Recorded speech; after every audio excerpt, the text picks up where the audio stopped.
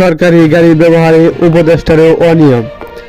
প্রতিবেদনে বলা হয়েছে, সবকিছুর আমূল বদলে দেওয়ার প্রতিশ্রুতি নিয়ে দায়িত্ব নেওয়া অন্তর্বর্তীকালীন সরকারের উপদেষ্টারা এখন সরকারি গাড়ি ব্যবহারের দিক থেকে ক্ষমতা হারানো আওয়ামী লীগ সরকারের 15.5 বছরের শাসনামলের মন্ত্রীদের দেখানো পথে হাঁটছেন।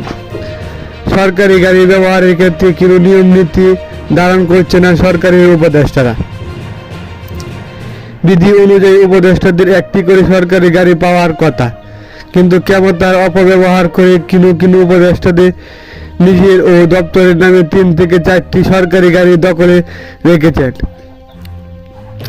সংশ্লিষ্ট উপদেষ্টা পরিবারের সদস্যদের সেই গাড়িতে ঘুরে বেড়াচ্ছেন।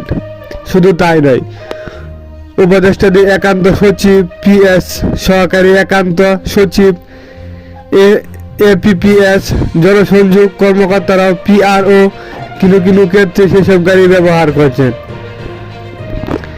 সময়কারী অনুসন্ধান বলেছেন, অন্তর্বর্তীকালীন সরকারের 22 উপদেষ্টার মধ্যে 8 জন যারা বাকি সবারই একাধিক সরকারি গাড়ি ব্যবহার করছেন। একমাত্র বাণিজ্য উপদেষ্টা শেখ বশিরউদ্দিন সরকারি কোনো গাড়িতেই চড়ছেন না। সরকারি কাজে তিনি ব্যক্তিগত গাড়ি ব্যবহার করেন। বিশ্লেষকরা মনে করেন, জনগণের স্বার্থে অন্তর্বর্তীকালীন সরকার নিয়মের চর্চা প্রতিষ্ঠা করবে, এটি সবার প্রত্যাশা।